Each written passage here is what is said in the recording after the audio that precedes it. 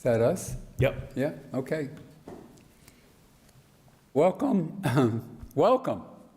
This is the town moderator's annual town meeting article information session. There's no voting, there's no debating. We read the articles every year, every town meeting, special or annual, to ensure those at home can at least be warned of what they are in advance.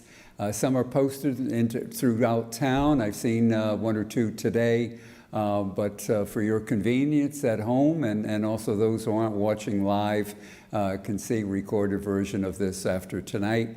And I thank Easthampton Media for pulling this off successfully year after year, and it's a pleasure to work with them. The town meeting is a legislative body of our town government. This isn't the executive branch of our government, the select board. It actually is you who show up at a town meeting, and when the town moderator bangs his fist, because we don't use a gavel here, you automatically inducted for the evening's town meeting, and we rely on you. You control the budget and the bylaws, and very democratic process, probably the most democratic process there exists. It rocks and rolls in other towns. Some, I forget the name of the town, they went 8.5 hours straight. We generally go 3 hours and then we take a vote. Once recently, annual town meeting outdoors, we went the extra half hour, and we have a quorum of 50 now. But we reduced it to 25, and for this meeting, with the permission of the governor, just in case people want to leave and go home. But we do not require you wear a mask. We recommend it. We'll have hand sanitizers there. We haven't done the seating yet, but we would like to keep everyone 6 feet or so apart if possible. Stay safe, and we look forward to seeing you Tuesday, June 7th at 7 o'clock at the William E. Norris School on Pomeroy Meadow Road. And let me start. Article 1, Amendment to Article 7, Section 2, General Government, General Bylaws, to see if the town will vote to change the town bylaws, Article 7, Section 2, General Government, by amending the existing language as noted below, deleting existing language with a strike-through, and adding new language shown in boldface text, which reads as follows. Article 7, General Government, strike-through. Section 2, no officer or board of the town shall make any contract on behalf of the town, the execution of which shall necessarily extend beyond 1 year from the date thereof, unless specific authority to do so has been given by a vote of the town or otherwise permitted by law. The proposed change, Section 2, unless otherwise provided by a vote of town meeting, the select board or its designee is authorized to enter into any contract for the exercise of the town's corporate powers on such terms and conditions as are deemed appropriate. Oops, sorry about that. Article 2, Amendment to Article 24, Fees to the Town Treasury General Bylaws. To see if the town will vote to change the town bylaw, Article 24, Fees to the Town Treasury, by amending the existing language as noted below, deleting existing language with a strike-through, and replacing it with new language shown in boldface text, which reads as follows, strike-through. The treasurer collector no longer is allowed to retain fees, returning all fees to the town treasury effective May 1, 1987. Proposed change. All town officers will be required to pay all fees received by them by virtue of their office into the town treasury with the fiscal year in which the funds are received. Moving right along. Article 3, delete Article 27, Solid Waste Landfill General Bylaws. To see if the town will vote to delete the entire Town Bylaw, Article 27, solid waste/landfill, by deleting existing language with a strike-through. The town requires a majority town meeting vote to ratify a Board of Health vote to accept solid waste at the town's landfill from sources outside the town limits for any period of time exceeding 3 months, period. Article 4. Each article, by the way, is on the warrant and it's posted. And when you arrive at our town meeting, you'll be handed a handout which will include the article, the motion for that article, and the summary for that article. Article 4, delete Article 28, commercial ID stickers, landfill general bylaws. To see if the town will vote to delete the entire town bylaw, Article 28, commercial ID stickers, landfill, by deleting existing language with a strike-through. The town requires commercial users to bear a valid identification sticker and to disclose to the authorized Board of Health personnel the source of all solid waste contained within each load, and further to establish a penalty of future prohibition from the town's landfill for commercial user who are found in violation of disposing solid waste from sources outside the town limits and not duly authorized for disposal of the town's landfill. I cannot, I believe, read all 33 articles, so I have a team member here, our town administrator at Gibson, who's going to start with Article 5. Article 5, amendment to Article 15, soliciting prohibited general bylaws. To see if the town will vote to change the town bylaws, Article 15, soliciting prohibited, by amending the existing language as noted below, deleting existing language with a strike-through, and with adding new language shown in boldface text, which reads as follows. Article 15, strike-through, soliciting prohibited. Strike-through. No person shall go from place to place in the town or upon the highways of the town, soliciting or selling, except A, representatives of those organizations whose income is exempt from taxation under the laws of the Commonwealth or the United States of America, and such persons as may be licensed to do so under applicable provisions of the general laws. Strike-through. Any person violating this bylaw shall be subject to a fine of $20 for each violation thereof. Proposed change. All new language. Soliciting and canvassing. Section 1, purpose.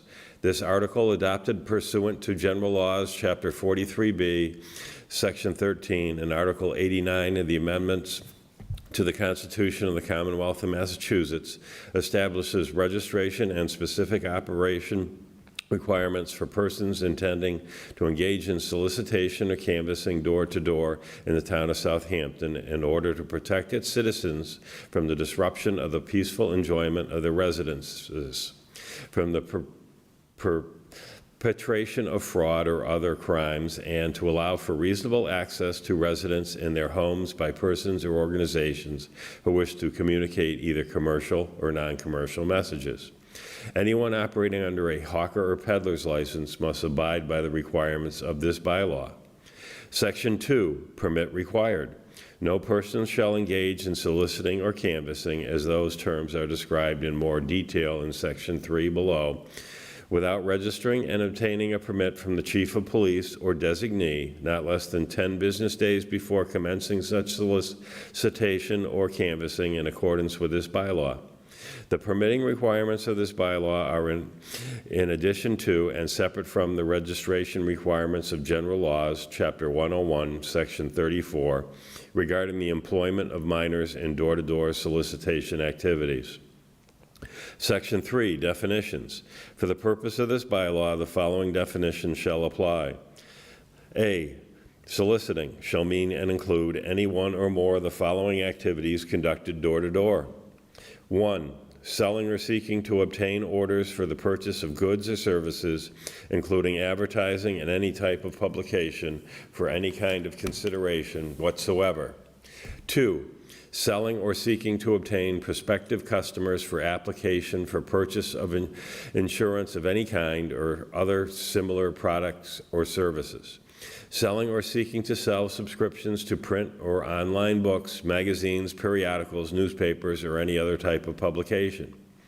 4, seeking to obtain gifts or contributions of money or other valuables for the support or benefit of any association, organization, corporation, or project wholly or in part for commercial purposes or by a professional solicitor or commercial co-venturer solicitor for a charitable or other non-commercial organization. Or 5, seeking to obtain information on the background, occupation, economic status, political affiliation, attitudes, viewpoints, or the like of the occupants of a residence for the purpose of selling or using such data, wholly or in part, for commercial purposes. B, canvassing shall mean and include any one or more of the following activities, door to door or on a public way. A person-to-person distribution of literature, periodicals, or other printed materials for commercial purpose, but shall not include placing or dropping off printed materials on the premises. 2, seeking to enlist membership in any organization for commercial purposes. 3, seeking to present in person organizational information for commercial purposes. C, residence shall mean and include every individual dwelling unit occupied for residential purposes by one or more persons. D, registered solicitor, canvasser shall mean any person who has registered and obtained a permit for same from the chief of police or designee in accordance with the requirements of Section 5. E, charitable organization, professional solicitor, and commercial co-venturer shall be defined as set forth in General Laws, Chapter 68, Section 18. Section 4, exceptions. A, this article shall not apply to any individual who is acting as part of, at the direction of, or in support of any religious, charitable, or political entity, group, organization, or cause. B, this article shall not apply to any officers, officials, agents, or employees of the town of the Commonwealth of Massachusetts or any political subdivision thereof. C, this article shall not apply to any youth organization or group. D, the Select Board may grant temporary permits to any incorporated organization of veterans who served in the military or naval service of the United States for the sale of flags, badges, medals, buttons, flowers, souvenirs, and similar small articles in accordance with the provisions of General Laws, Chapter 101, Section 33. Fees of this license shall be consistent with the fees required pursuant to Section 5C. Section 5, application for permit. A, the application for a permit to solicit or canvass shall be in a form as determined by the chief of police or designee. Applications for soliciting and canvassing shall be made available at the Southampton Police Station and on the town website. Further, such applications shall be accompanied by a fee in an amount as determined by the schedule of fees established and periodically updated by town meeting. All applications must be submitted to the attention of the Chief of Police at the Southampton Police Department. Each company must obtain a permit issued in the name of the company. In addition to company registration, each individual of said organization or business entity that intends to solicit or canvass on behalf of that company must also obtain a separate permit in their name. Each such application shall specify whether a permit is sought for soliciting, canvassing, or both. Further, each such application for a soliciting permit shall specify the particular goods, merchandise, or services that will be marketed. Further, each such application for a canvassing permit shall specify the types of printed materials that will be distributed and the specific manner in which such printed materials will be left at various locations. B, each person engaged in solicitation or canvassing shall prominently display in a lanyard and attached card holder worn around their neck the permit issued by the Chief of Police or designee while actively engaged in this activity. Violation of any of the stipulations will result in the immediate suspension of soliciting canvassing privileges. C, a fee to be periodically assessed based on recommendations from the chief of police or designee shall be set at a rate to cover the expenses of the permitting, including photos, lanyards, and other verification activities associated with the issuance of each permit. The fee must be paid at the time of application. Further, each such application shall be accompanied by a fee in an amount as determined by the schedule of fees established and periodically updated by town meeting.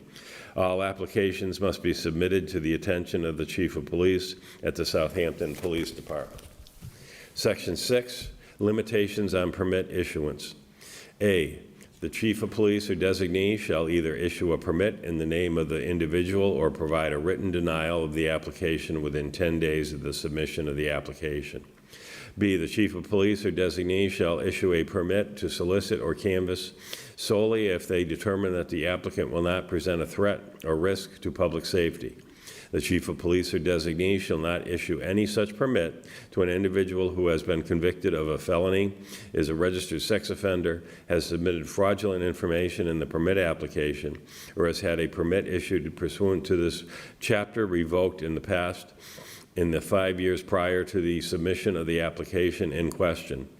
The activities that are allowed pursuant to a permit shall not be broader in scope than was requested in the application, provided that the Chief of Police or designee may issue a permit for activities that are narrower in scope than was requested in the application if they determine it to be in the interest of public safety.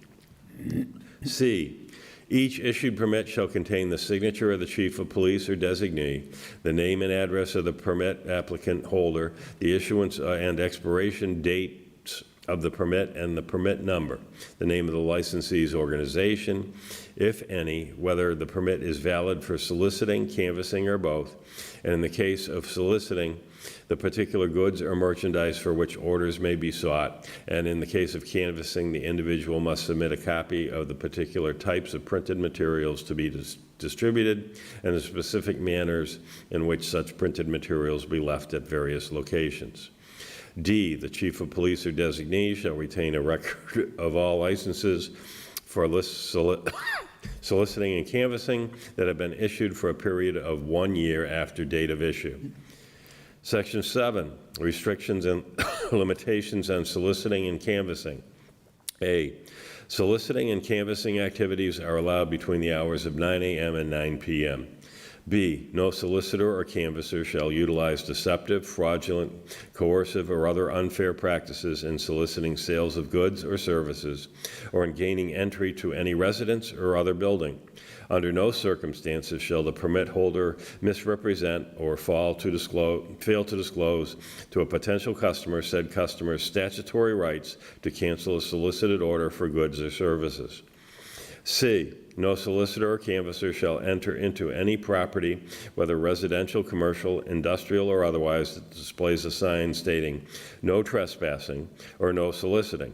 For the purpose of this section, a no soliciting sign shall be sufficient to bar canvassers as well. Furthermore, no solicitor or canvasser shall ignore a request to leave private property by any individual with the lawful authority to make such a request, whether a resident, property owner, business employee, or other authorized individual. No solicitor or canvasser shall enter into any property included on the no soliciting or canvassing list issued pursuant to Section 8 of this bylaw. Section 8, no soliciting or canvassing list. Any residence or business that does not wish to be visited by canvassers and solicitors may make a request to the Chief of Police or designee to be placed on the no soliciting or canvassing list. Each such request shall be in writing, a copy of which is maintained at the police department. Whenever the Chief of Police issues a permit pursuant to this chapter, they shall also provide the permit holder with an up-to-date copy of this list. The Chief of Police or designee shall update the no solicitation canvassing list each year based on information gathered by the town clerk during the annual town census. A residence or businesses shall remain on the list until a removal request is made in writing to the Chief of Police or designee. Section 9, limitations on use of permit. A, every permit to solicit or canvass shall expire 3 months after the date of issuance unless an earlier date was requested in the application. No such permit is transferable, even to successors in interest to the permit holder. B, a photo identification shall be issued with every permit, which shall include the permit's holder's full name and organization, if any. The seal of the Southampton Police Department, whether soliciting or canvassing activities or both, are authorized in the permit number and expiration date. The permit shall be worn so as to be visible and legible to the public at all times while soliciting or canvassing. Each permit holder additionally shall carry the issued permit at all times while conducting business pursuant to the same, and said permit shall be produced for review upon the request of any town police officer. C, each permit holder shall engage in only those activities that are allowed by the terms of the issued permit. No permit holder shall operate pursuant to the terms of an issued permit until the material terms of that permit, as described in Section 5, shall have been published in print and or electronically by the town in local publications and on the town website. Section 10, suspension and revocation of permit. A, the chief of police or designee shall revoke or suspend a permit to solicit or canvass if they conclude that the permit holder has become a threat or risk to public safety. If they become aware that the permit holder submitted fraudulent information on the permit application, if the permit holder is convicted of a felony, if the permit holder becomes registered as a sex offender, or if the permit holder has violated any provisions of this chapter during the permit period. Any revocation of an individual permit in the decision of the chief of police or designee. Should a permit issued in the name of a company be suspended or revoked, the company may reapply for a permit with assurance in the opinion of the police chief or designee that the violation has been corrected and will not occur again. Any revocation may be appealed per the process set forth in Section 12. Section 11, return of permit. Upon expiration, suspension, or revocation of any permit to solicit or canvass, the permit holder shall return the same to the chief of police or designee. Section 12, appeal process. Any person or organization who is denied registration or whose registration has been revoked or suspended may appeal by filing a written notice of appeal with the Select Board. Such appeal must be filed within 5 days after receipt of the notice of denial, revocation, or suspension. The Select Board shall hear the appeal at its next scheduled meeting after the filing of the written notice of appeal, provided, however, that if the Select Board fails to make a determination within 30 days after the filing of the appeal, the registration shall be deemed granted or reinstated as the case may be. Section 13, violations and penalties. Violations of the terms, conditions, and restrictions of this bylaw, exclusive of the fine regarding the display of permit identification, see Section 5B, issued pursuant to the same may result in a fine of up to $300 as set forth in the non-criminal violation bylaw. 42. Thank you. 42. Each day of a continuing violation shall be a separate violation, and further provides that each house, business, property, mailbox, or vehicle that is solicited or canvassed in violation of this chapter, including in violation of the terms, conditions, and restrictions of any permit issued pursuant to the same, shall be a separate violation. Each such violation shall be enforced by the town police officers and shall be subject to the non-criminal violation of bylaws, rules, and regulations as provided in Article to be determined of these bylaws and general laws, Chapter 40, Section 21D. Failure to prominently wear display the provided permit may result in a violation of up to $100 per individual and up to $100 per primary employing entity per violation per day. Section 14, severability. The provisions of this bylaw are severable if any court or of competent jurisdiction determines that any such provisions in the violation of the laws, constitutions, or regulations of the Commonwealth of Massachusetts or the United States of America, the remaining provisions shall not be affected thereby and shall continue in full force and effect. Article 6, Amendment to Article 23, Numbering of Buildings, General Bylaws. To see if the town will vote to change the town bylaws, Article 23, Numbering of Buildings, by amending the existing language as noted below. Deleting existing language with a strike-through and with adding new language shown in boldface text, which reads as follows. Article 23, Number of Buildings.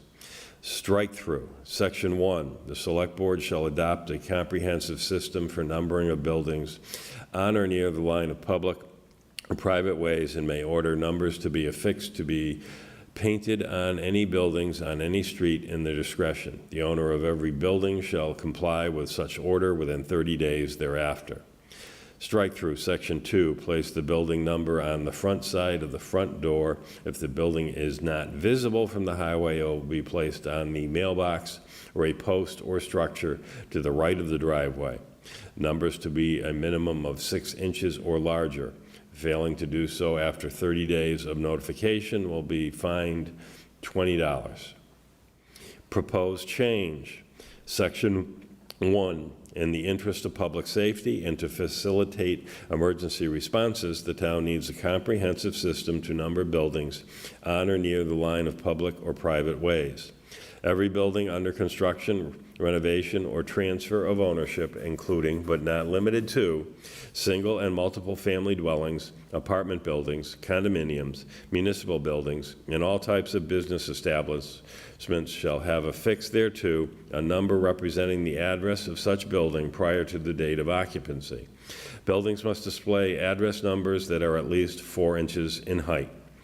Section 2, numbers shall be numeric and must meet the minimum size as designated in Section 1. The numbers shall contrast with the background to which they are affixed to ensure readability without sight aids from the public or private way on which such building is located. Section 3, if the building is located more than 80 feet from a public or private roadway, such building number shall also be affixed to a sign less than 1 square foot at the intersection of the public or private ways on which such building is located. Displayed on signs that meet the same size and contrast requirements as numbers affixed to the building, or attached to both sides of a roadside mailbox with 4-inch high contrasting numbers as an acceptable alternative to a sign when said mailbox is located on the same side of the public or private way as the building. Section 4, for homes without mailboxes or when the mailbox is located on the opposite side of the public or private way on which the house building is located, the following shall apply. Signs must be visibly located at the driveway or lot entrance. Address numbers must be 4 inches in height, and numbers must be attached to both sides of the sign. Section 5.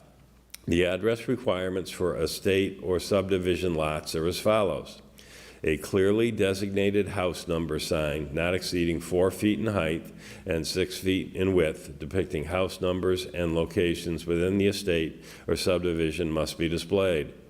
Mailboxes shall not suffice as home building identification for estate subdivision lots. Address sign permits for estate subdivision shall be issued by the building department. Failure to obtain a sign permit after 30 days of notification from the building department shall result in a continuous fine for every day of violation as specified in Article 42. Non-criminal disposition of violations of bylaws, rules, and regulations of the Southampton General Bylaws. No permits in relation to the site can be finalized until compliant with this article. Section 6, houses under construction shall install a permanent or temporary house number. Spray paint on plywood is acceptable. Temporary sign. For the purpose of delivering emergency response aid to personnel engaged in lot development or home construction. Section 7, it is recommended that all existing homes and businesses comply with the provisions of this bylaw as specified in Sections 1 and 2 above to facilitate efficient emergency responses. Section 8, the building inspector shall be the designated enforcement authority and shall apply these requirements to all new construction and or renovations that require building permits. Article 7, accept a new Article 49, the naming of the public buildings, structures, bridges, and public lands general bylaws. This is all new language as it's a new article. To see if the town will vote to accept a new town bylaw, Article 49, the naming of public buildings, structures, bridges, and public lands, with language which reads as follows. Article 49, the naming of public buildings, structures, bridges, and public lands. To see if the town will vote to adopt the town bylaws, Article 49, the naming of public buildings, structures, bridges, and public lands, by approving the language which reads as follows. Section 1, purpose. This bylaw is enacted to establish the process by which in naming, renaming, or otherwise designating public buildings, structures, bridges, and public lands, the town seeks to recognize individuals, locations, and/or events of significance in local history and local affairs. Section 2, definitions. Designate. The act of calling by a distinctive title, term, or expression any public building, structures, or public lands as defined in this bylaw. Name, a word or phrase that constitutes a distinctive designation of any public buildings, structures, bridges, or public lands as defined in this bylaw. Rename, the act of redesignating any public buildings, structures, bridges, or public lands as defined in this bylaw. Nominee, the individual or entity whose name is proposed. Public buildings, structures, any structure, edifice, bridge, or other facility owned or maintained by the town of Southampton or any department or agency thereof. Public lands, any real property owned or maintained by the town of Southampton or any department or agency thereof, including but not limited to playgrounds, parks, courts, athletic fields, intersections and medians, and private ways on public lands, but not including public ways regulated by Article 3, Section 9 of the general bylaws. Features: benches, bricks, flagpoles, plaques, parking spaces, trees, scoreboards, and signs, or other markers located on public lands or within public buildings or structures. Section 3, procedure. The naming, renaming, or other designation of any public buildings, structure, bridge, or public lands shall be by majority vote at an annual or special town meeting. Once public buildings, structures, bridges, or public lands have been named, they shall not be renamed unless changes are recommended by the Select Board and approved by town meeting. Section 4, criteria. Any proposed name or designation of any public building, structure, bridge, or public lands shall be submitted to the Select Board in writing for its review and recommendation as to the appropriateness thereof. A, applicable criteria for naming, renaming consideration shall include, but is not limited to, nominees' past residence in Southampton, nominees' extraordinary services to the town, nominee's significant contribution to the town. The designated item to be named relates to the individual's service or contribution to the town. No public building, structure, bridge, or public land shall be named for any living person or commercial enterprise. Letter of support from the Southampton Historical Commission where applicable. The Select Board may consider additional standards and criteria for consideration of proposed names or designations. Following a duly advertised public hearing, the Select Board shall forward its recommendations to special or annual town meeting for approval. Excuse me.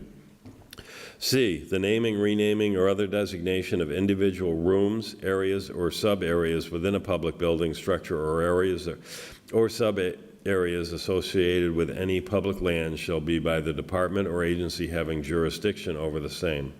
The Select Board shall be notified in writing in advance of the intent to name, rename, or designate any sub-area within public buildings, structures, and public lands. The Select Board shall be notified within 7 days of the installation and naming or renaming permitted under this section. The requirements of Section 32B shall not apply to the naming, renaming, or other designation authorized by this paragraph, Section 3.3, provided that the naming, renaming, or other designation is consistent with the following criteria. Such rooms, areas, or sub-areas constitute less than 25% of the public building, structure, or public lands, or on which the same may be located. No such room, area, or subarea shall be named for any living person. No such room, area, or subarea shall bear the name of a commercial enterprise, and a duly advertised public hearing is held at which such naming, renaming, or designation is considered and acted upon by said department or agency. Any person objecting to such naming, renaming, or designation by the department or agency may, within 10 days thereafter, appeal the action in writing to the Select Board, which shall, after a duly advertised public hearing, approve or reject the action. D, the installation and naming, renaming, or other designation of features shall be by the department or agency having jurisdiction over the same. The Select Board may, after a duly advertised public hearing, establish standards and specifications for signs, plaques, markers, or other features to be entered on public property within the town. That was brilliant. Thank you, Ed. You're welcome, Robert. Very much. I'm coming up for air. Wow. I appreciate it. That's real teamwork. Our next section is budget and financial items. Article 8, transfer from free cash to the Capital Stabilization Fund to see if the town will vote to transfer appropriate $139,895.20 to the Capital Stabilization Fund, said sum to be taken from free cash or take any other action relative thereto. Article 9, transfer from free cash to the Operating Stabilization Fund to see if the town will vote to transfer appropriate $101,412.60 to the Operating Stabilization Fund, said sum to be taken from free cash or take any other action relative thereto. Article 10, transfer from free cash to the OPEB Fund to see if the town will vote to transfer appropriate $33,804.20 to the other post-employment benefits OPEB account, said sum to be taken from free cash or take any other action relative thereto. Article 11, unpaid bills previous fiscal year, to see if the town will vote to transfer for 12 previous fiscal year bills totaling $3,831.18 to the prior year expense account for unpaid bills received late. Amount, vendor, and account approved for payment, $8.05. McKesson, ambulance/EMS expenses, $240.82. CBS, highway building expenses, $8.05. McKesson, ambulance EMS expenses, $12.40. LPVEC, medical claims expenses, $104.56. LPVEC, Medicaid, I said Medicare before maybe, but Medicaid claim expenses for both of these, $915.50. Daily Hampshire Gazette, Zoning Board of Appeals, $679.24. Daily Hampshire Gazette, Zoning Board of Appeals, $41.34. LPVEC, Medicaid claim expenses, $56.66. LPVEC, Medicaid claim expenses, $753.25. Hampshire Regional School District, Student Op Act supplies, $11.24. Whitmer Public Safety Group, Inc., police expenses, and the last one, $1,000, All Traffic Solutions, support for electronic messaging boards. Said sum to be taken from fiscal 22 expense accounts listed above or take any other action relative thereto. Article 12, 5-year contract for leases for copier machines for police station and town hall, to see if the town will vote to allow the select board to enter into 5-year contract for copy machine leases at town hall for all town departments and for the police station for the police department, or take any other action relative thereto.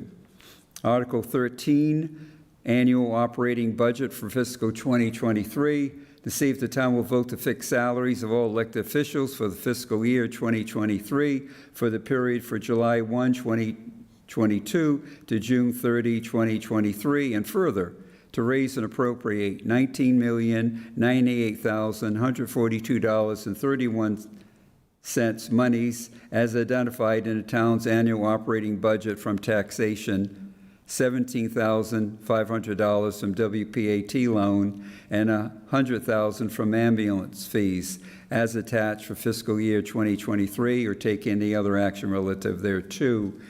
And what we've done historically, the moderator has the right and the responsibility and the privilege to divide the article, and this is what we do. So instead of voting on the entire budget, we discuss and vote on each section, and once we're done, we do not need to then vote on the entire budget.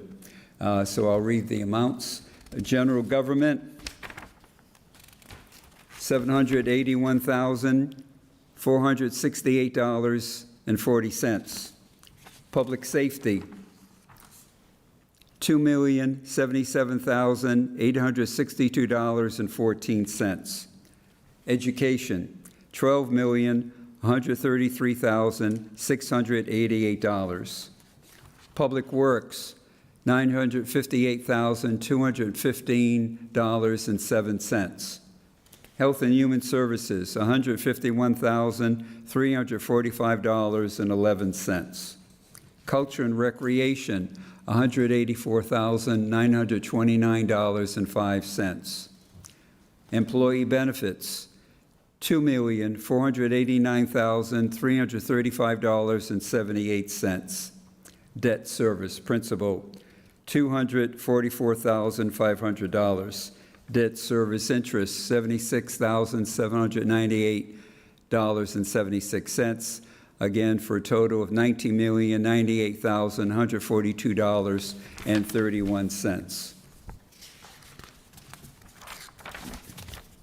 Article 14, Transfer Station Enterprise Fiscal 2023 Budget.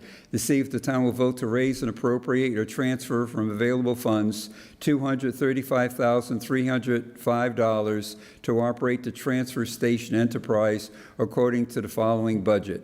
Wages, $45,081. Operating expenses, $157,200. Environmental compliance, $4,000. Indirect costs, $19,024. Total, $235,305.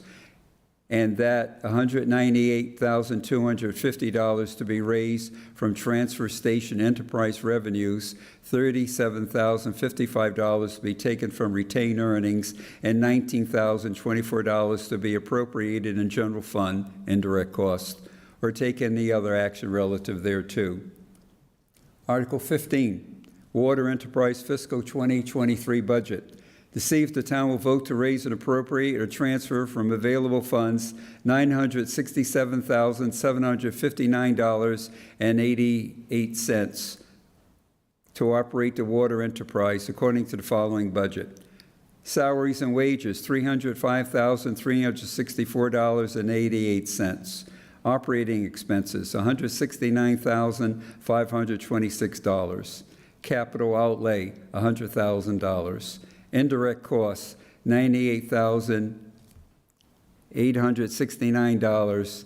Debt services, $294,000. Total, $967,759.88.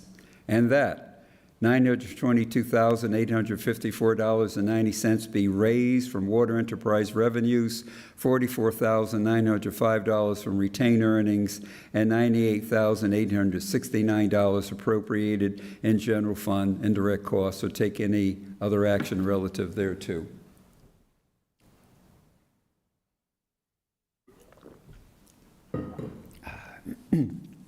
Article 16. Transfer from free cash for highway dump truck debt payment. To see if the town will vote to transfer appropriate a total of $47,930 from free cash to the debt highway account, $47,000 in principal, $930 in interest for the fiscal 23 debt payment on the debt highway dump truck new, or take any other action relative thereto. Article 17, transfer from free cash to the Mass Trails Grant Match Greenway Project. To see if the town will vote to transfer appropriate a total of $15,000 from free cash to the account for Mass Trails Grant Match for design and engineering costs for the Greenway Bike and Pedestrian Trail if the town receives the grant or take any other action relative thereto. Article 18, rescind previous town meeting vote for debt exclusion, acquisition, and design for ongoing Greenway project. Article 25, June 12, 2021. To see if the town will vote to rescind the vote on Article 25 from the June 12, 2021 annual town meeting warrant, which was to appropriate the sum of $270,000 as a debt exclusion to acquire the right-of-way for the Greenway Rail Trail, bike and pedestrian path, and/or to pay design costs related thereto, to determine whether this appropriation shall be raised by borrowing or otherwise, or to take any other action thereto. Article 19, funding for highway loader debt exclusion. To see if the town will vote to appropriate the sum of $231,000 or any other amount to purchase a new wheel loader for the use of the highway department, including the payment of all costs incidental and related thereto, to determine whether this appropriation shall be raised by borrowing or otherwise, or to take any other action relative thereto. Article 20, transfer for Norris School masonry repairs. To see if the town will vote to transfer the sum of $7,500 from the Capital Stabilization Fund to the Norris School Capital to fund masonry repairs at the elementary school, or take any other action relative thereto. Article 21, transfer for replacement heating system for the Highway Department, office, and garage. To see if the town to vote to transfer the sum of $56,000 from the Capital Stabilization Fund to the Highway Department capital budget to fund the replacement of the heating system for the town highway garage, or take any other action relative thereto. Article 22, transfer for Norris School roof repairs. To see if the town will vote to transfer the sum of $7,400 from Capital Stabilization Fund to the Norris School Elementary capital budget to fund the repairs to the roof at the elementary school, or take any other action relative thereto. Article 23, transfer from Center Cemetery water line replacement. To see if the town will vote to transfer the sum of $13,200 from the Capital Stabilization Fund to the cemetery capital budget to fund the installation of new replacement water lines in the Center Cemetery, or take any other action relative thereto. Article 24, transfer for brush and fire rescue UTV and trailer.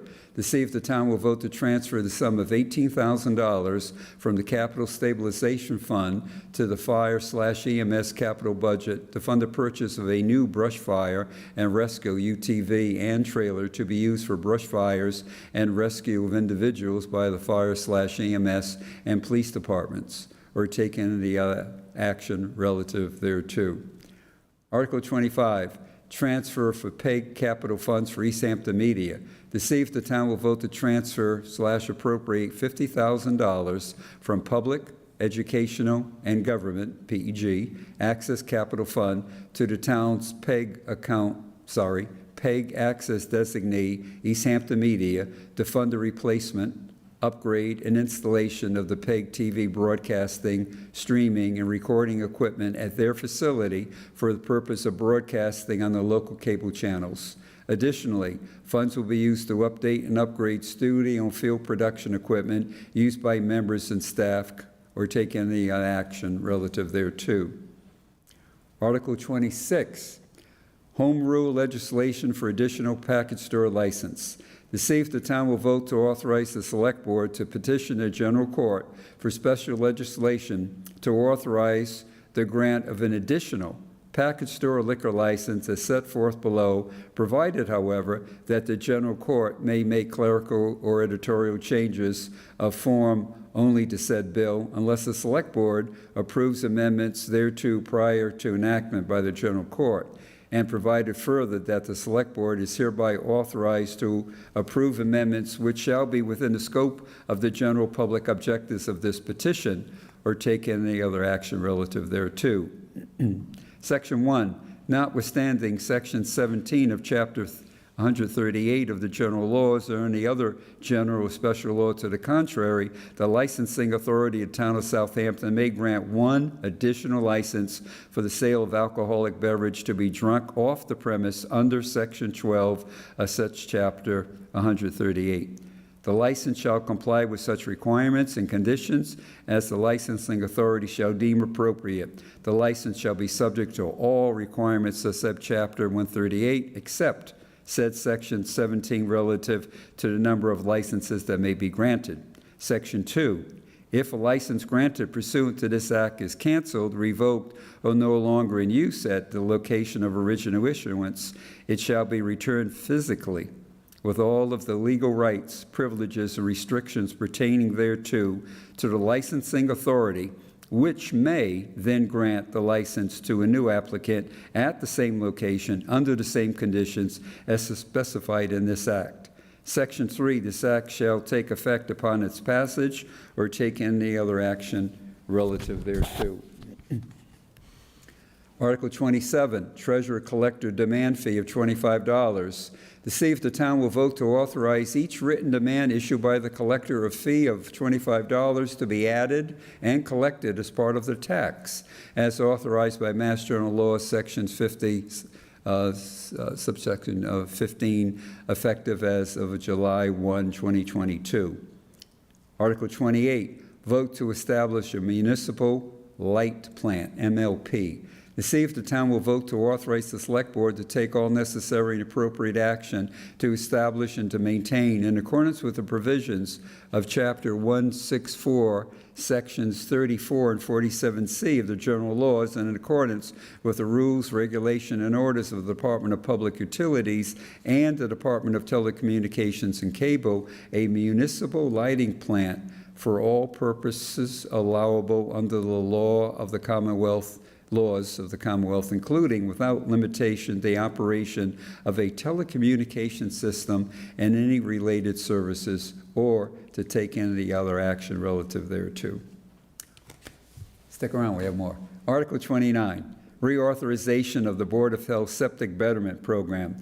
To see if the town will vote to appropriate $200,000 for the purpose of financing the following water pollution facility projects: repair, replacement, and/or upgrade of septic systems pursuant to agreements with Board of Health and residential property owners, including all costs thereof as defined in Section 1 of Chapter 29C of the General Laws, to determine whether this appropriation shall be raised by borrowing from the Massachusetts Clean Water Trust or otherwise, or to take any other action relative thereto.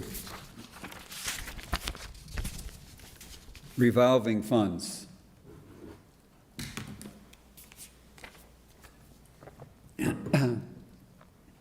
Article 30, revolving fund spending limits. To see if the town will vote to set the revolving fund fiscal 2023 spending limits for such revolving funds as follows, or take any other action relative thereto.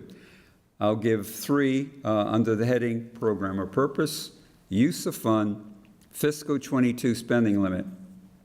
Conservation, operating expenses, administrative expenses, $10,000.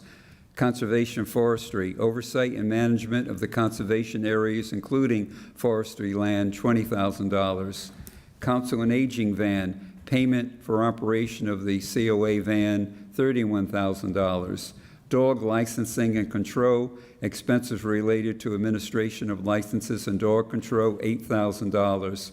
Electrical inspections, payment for electrical inspection services, $20,000.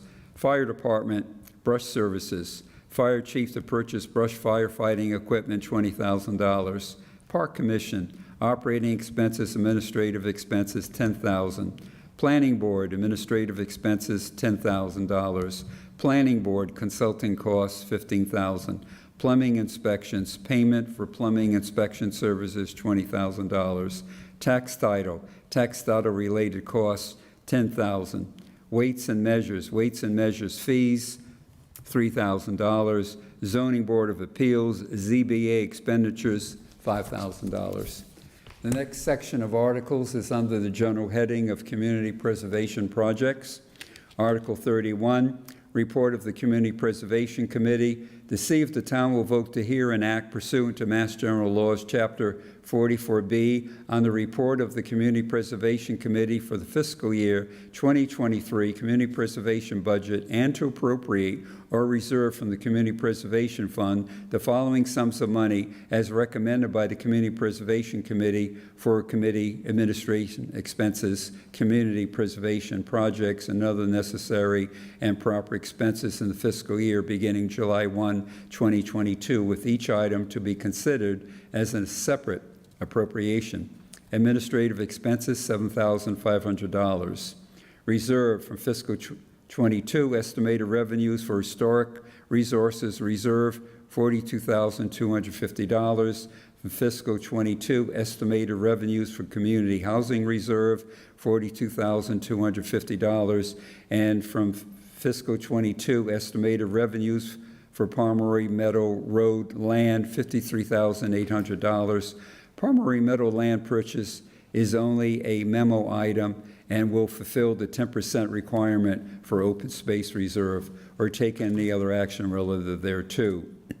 Article 32, CPC funding for land purchase for Housing Authority. To see if the town will vote to transfer the sum of $125,000 from the Community Preservation account to the Housing Authority. Said funds to be transferred from Community Preservation Surcharge Community Housing account for the purpose of acquiring 1.32 acres of property and for associated costs of the acquisition to be used for affordable housing or take any act relative thereto.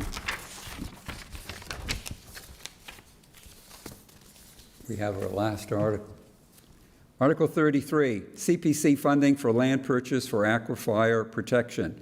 The see if the town will vote, A, to appropriate the sum of $443,700 from the CPA undesignated account for the purpose of acquiring approximately 76 acres of land on Palmery Meadow Road, being Assessors Map 8, Parcel 1, and described in a deed recorded with the Hampshire Registry of Deeds in Book 14282, page 287, and B, to acquire said property by gift, purchase, eminent domain, or otherwise for conservation, passive recreation, and or water supply for drinking water protection purposes, said property being in the immediate recharge area for the Barnes Aquifer, said acquisition being subject to the protections of Article 97 of the amendments of the Massachusetts Constitution, and C, to authorize the Water Commissioners to apply for a DWSP grant upon such terms and conditions as the Water Commissioners, with the approval of the Select Board, shall determine to be appropriate, and that the interest in said property shall be conveyed to the town under the provisions of Mass General Laws, Chapter 40, Section 39B and 41, as they may hereafter be amended, and other Massachusetts statutes related to water supply and conservation purposes, said property to be managed and controlled by the Water Commissioners, and further that the Select Board and the Water Commissioners authorized to submit on behalf of the town any and all applications deemed necessary for grants and or reimbursements from any state or federal programs in aid of water supply and conservation land acquisition, including but not limited to all applications deemed necessary for grants and or reimbursements from the DWSP grant program, and to receive and accept such grants and or reimbursements for this purposes, and or any grants or reimbursement programs in any way connected with the scope of this article, and that the Select Board and or the Water Commissioners be authorized to enter into all agreements and execute any instruments, including a grant of perpetual water supply and conservation restriction to the Commonwealth or a nonprofit corporation or trust that meets the requirements of Mass General Laws, Chapter 184, Sections 31 to 33, as may be necessary to effect such acquisition or attain such grant. And in the event any such grant is awarded, said awarded funds shall be used to reimburse the CPA undesignated account. And D, to authorize the Conservation Commission, the Water Commission, and or the Select Board and any other appropriate town officers to take all related actions necessary appropriate to carry out this acquisition and the grant of perpetual conservation restriction and the intent of this article, or take any other action thereto. That's it. Warrant is signed. There's 33 articles. It's going to be an interesting evening. We want you there. Town meeting, June 7, Tuesday, 7 o'clock. William E. Norris School. Masks aren't required, but they're highly recommended. And we'll have hand sanitizers and the like there. So see you then. Good night.